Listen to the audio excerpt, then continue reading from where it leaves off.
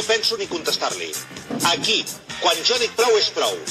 I vostès, precisament vostès són els primers que m'haurien d'entendre. Perquè amb el que estan defensant sobretot un principi d'autoritat única i absolutament inapel·lable, haurien d'entendre això.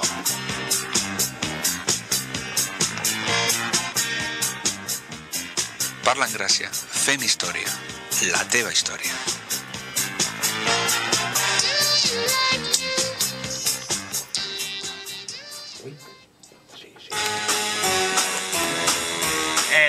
Quan està el micro tancat podeu parlar. No,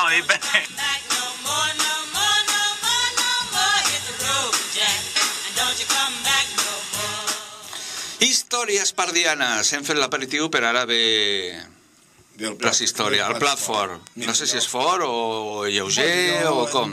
No ho sé. Jo que sí que vull tenir il·lusió sobretot de recordar a tots els que s'estan escoltant que demà és el dia de Sant Ponç.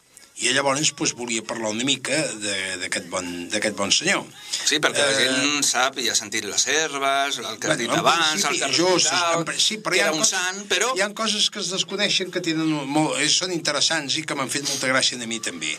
En Sant Ponç tots sabem que era el patró dels herbolaris, o que és el patró dels herbolaris. Bé, i llavors Sant Ponç dona lloc a una fira tradicional que és possiblement una de les més antigues que es coneixen, perquè això es remunta exactament al segle XVI. Llavors passa una cosa, amb aquesta fira el pagès, que era el que en tenia més en herbes i més en productes que es podien utilitzar pels mals de ventre i pels encostipats, com la farigola i tot això, doncs clar, la collien dels camps i la portaven a vendre a la ciutat de Barcelona. Llavors la distribució d'aquests productes eren entre el pagès i els herbolaris, naturalment, que estaven a la ciutat de Barcelona i que en tenien. Perquè, clar, en aquelles èpoques la part, diguem, mèdica, la part farmacèutica, tal com l'entenen ara, laboratoris farmacèutiques, amb els injectables, amb les càpsules, amb les píndoles, tot això, de veritat, no existia. Potser a l'inici d'això són les oficines de farmàcia on el farmacèutic feia el que s'ha conegut o es coneix per fórmules magistrals, que era a base de barrejar productes i picar-los amb un morter, etc. I llavors fer el que es deien els catxets, que els catxets exactament es feien amb el que es coneix per pa d'hòstia, i llavors això s'omplia i per tragar un catxet d'aquells, bueno, suposo que tenien unes tragaderes molt àmplies en aquella època. Però el catxet què era? Això? Sí, o sigui, era com una caixeta amb la qual es ficava el producte, era fet de pa d'hòstia, i aleshores s'estancava. S'estancava, era com una caixeta, i la gent allà s'ho posava a la boca i s'ho prenien amb aigua i el catxet, per l'encostipat, pel mal de ventre i tot això. Era a l'inici de la indústria farmacèutica, que després ja apareix el laboratori farmacèutic tal com el anem coneixent en els moments actuals, ja amb les grans maquinàries i tot això. Bé, les plantes medicinals tenien molt d'interès perquè, ja et dic, era el que s'utilitzava normalment, a més, amb una efectivitat que jo hi crec, per exemple, el que es donava un cop i li feia mal un jonell, li posaven l'àrnica, producte que procedia d'una planta. I després a Sant Ponç, sobretot, el que hi havia molt era el que preparaven els pagesos, que era, per exemple, les conserves, i llavors portaven a la ciutat l'arrop, la mel, les confitures, llavors la fruita glaçada, per exemple, existia, els almíbers, els fruits secs, etc. Bueno, amb l'actualitat això potser també ha sigut ampliat a altres productes de procedència artesanal, com són, no sé, la carn de codony, el fruit del codony, els embotits artesanals, les xocolates, formatges, etc.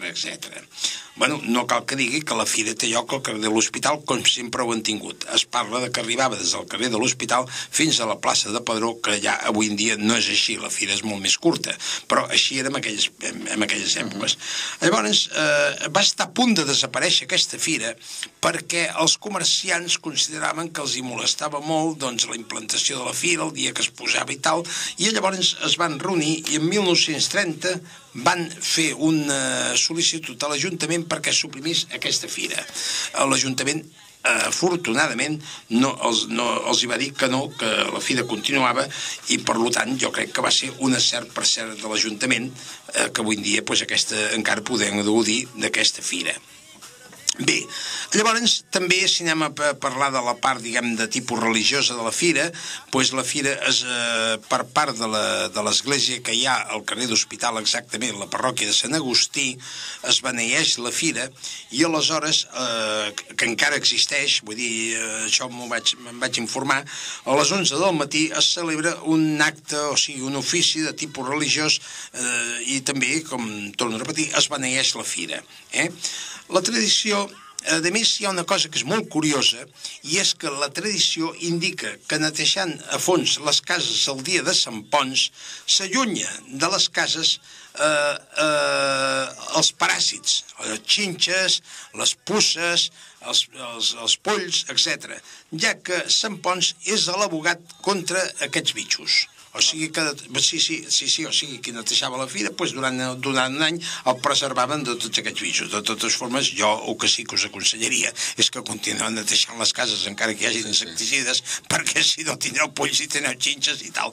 Per tant, no, avui en dia ja no, perquè gràcies a Déu ens hem tornat bastant nets, i a més ens dutxem i tot això. Llavors no es dutxava tant la gent, Bé, també agafant un ram d'herbes d'aquestes de Sant Ponç, posant-les sota del llit, tenia un avantatge, i era que espantava amb els mals esprits. O sigui, un es preservava els mals esprits. A sota el llit era? O al matalàs? No, sota el llit. O sigui, sota el llit es posava un ram de plantes d'aquestes, llavors els mals esprits marxaven de la casa, fugien de la casa, i sobretot tenia un gran poder sanador.